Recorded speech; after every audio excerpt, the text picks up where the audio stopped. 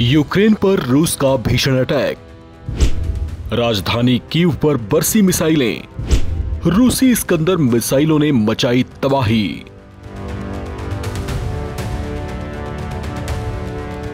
रूस ने यूक्रेन की राजधानी कीव पर भीषण हमला किया है।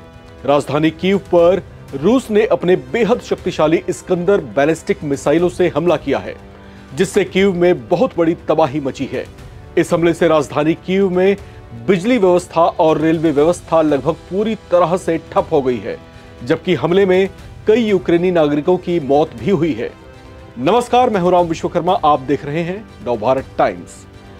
रूस और यूक्रेन के बीच युद्ध के चौथे साल भी तनाव एकदम चरम पर दिखाई दे रहा है।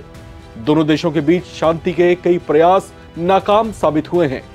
छोटा सा देश यूक्रेन दुनिया के दूसरे सबसे ताकतवर देश को युद्ध में लगभग बराबर की टक्कर दे रहा है। पिछले दिनों यूक्रेन ने रूस के भीतरी इलाकों में घुसकर उसके कई महत्वपूर्ण ठिकानों पर विस्फोटकों से लदे ड्रोन से हमला किया था, जिसका रूस ने अब बेहद जोरदार अंदाज में बदला लिया है। रूस ने यूक्रेन की राजधानी कीव को निशाना बनाते हुए बड़े हमले को अंजाम दिया। रूस की इस्कंदर बैलिस्टिक मिसाइलों ने कीव में वो तबाही मचाई है, जिससे कीव में नागरिक व्यवस्था बेपटरी हो गई है। यह हमला इतना भीषण था कि कीव में पावर सप्लाई और रेलवे नेटवर्क बुरी तरह से क्षतिग्रस्त हो गए हैं। रिपोर्ट्स के मुताबिक रूसी मिसाइलों ने कीव के बाहरी इलाकों में मौजूद उसके महत्वपूर्ण पावर प्लांट्स और रेलवे जंक्शंस को निशाना बनाया। रूस ने इस बड़े ऑपरेशन में अपनी जिस इस्कंदर मिसाइल का इस्तेमाल किया है, उसकी रेंज 500 किलोमीटर तक है, जो अपने साथ 700 किलोग्राम तक का वॉरहेड ले जा पाने में सक्षम है। हमले के बाद कीव के मेयर विटाली क्लिट्स्को ने अपने एक आधिकारिक बयान में बताया कि कीव में पावर सप्लाई सिस्टम का लगभग 40% हिस्सा नष्ट हो चुका है, जिससे अधिकतर इलाकों में पावर सप्लाई बंद हो गई है, जबकि बहुत से अस्पताल भी जनरेटर पर ही निर्भर हैं।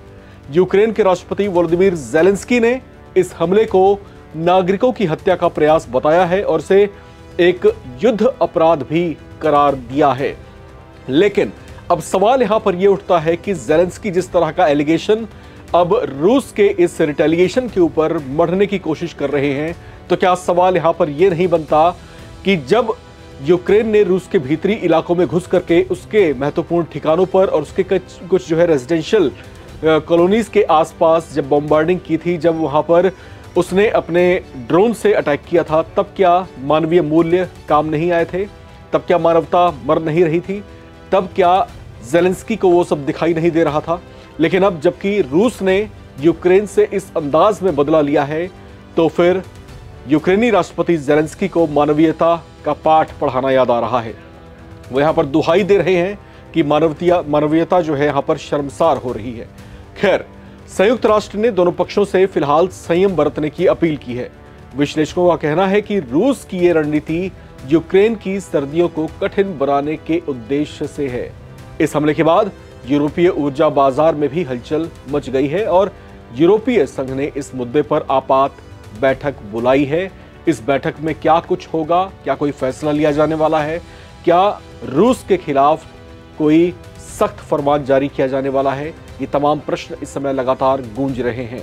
लेकिन साथ ही साथ यहाँ पर जो आशंका व्यक्त की जा रही है कि सर्दियां शुरू होने से ठीक पहले जिस तरीके से उसके पावर ग्रिड, पावर सप्लाई पर जिस तरीके से अटैक किया गया, जिस तरीके से उसकी रेल नेटवर्क को निशाना बनाया गया, तो कहीं सर्दियों शुरू होने से पहले उसकी व्यवस्थाओं को चौपट करने की योजना तो नहीं है रूस की, क्योंकि सर्दी के दिनों में इन तमाम क्षेत्रों में जो है भारी बर्फबारी होती है और ये बहुत ही चैलेंजिंग दौर होता है, जब इससे जो है निपट पाना बेहद कठिन रहता है। उससे पहले अगर व्यवस्थाएं चौपट हो जाएं, तो इसको संभाल पाना कीव के लिए बेहद कठिन होने वाला है।